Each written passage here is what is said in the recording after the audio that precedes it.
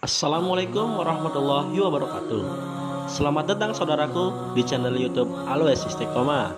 Semoga apa yang saya bagikan bisa bermanfaat dan menambah wawasan kita terhadap Islam. Amin ya robbal alamin.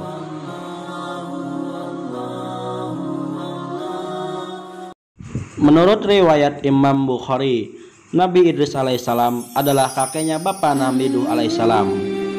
Beliaulah yang mula-mula pandai dalam tulis-menulis dengan kalam, membaca, dan kepada beliau oleh Allah diturunkan 30 sahifah atau lembaran kitab yang berisi petunjuk dari Allah Subhanahu wa Ta'ala untuk disampaikan kepada umatnya keturunan Qabil yang durhaka kepada Allah.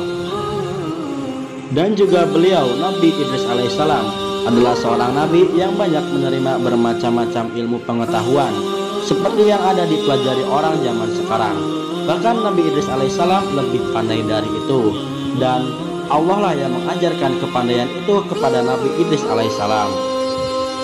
Juga pula beliau orang yang mula-mula pandai merancak kuda, ilmu bintang, berhitung, dan memerangi orang yang durhaka kepada petunjuk Allah Subhanahu wa Ta'ala.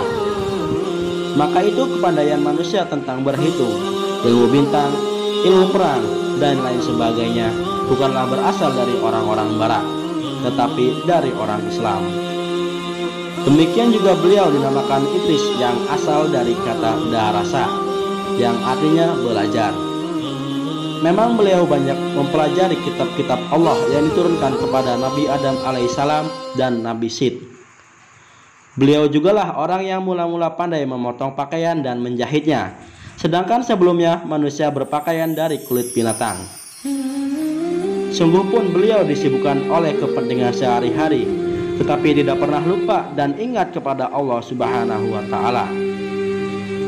Oleh karena itu, Allah menganugerahkannya kekuatan yang hebat dan tabiat yang gagah berani.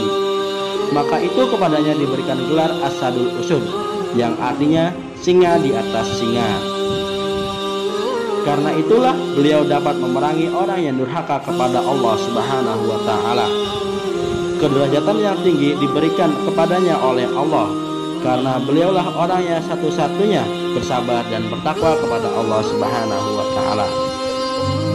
Sebagaimana firman Allah dalam surat Maryam ayat 56, terangkanlah hai Muhammad kepada mereka tentang kisah Idris dalam Al-Quran. Sesungguhnya ia adalah benar-benar seorang nabi, dan kami telah mengangkat ke martabat yang tinggi. Pada zaman Nabi Idris alaihissalam, budi pekerti manusia sangatlah rendah.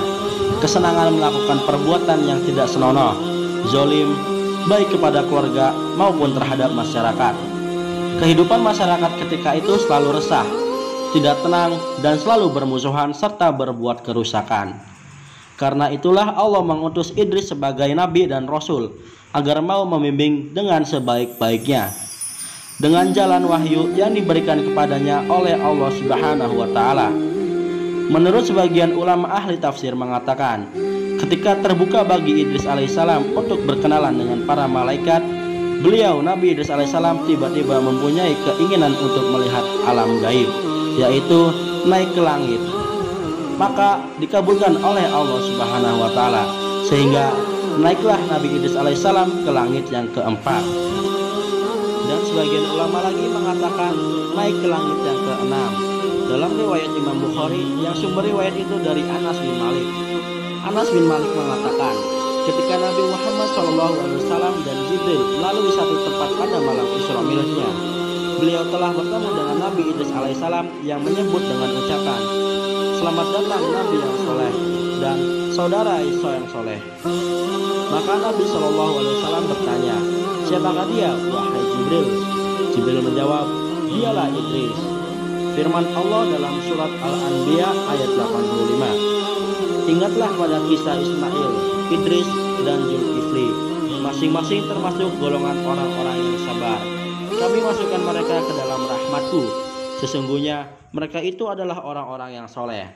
Wallahu a'lam bishawab.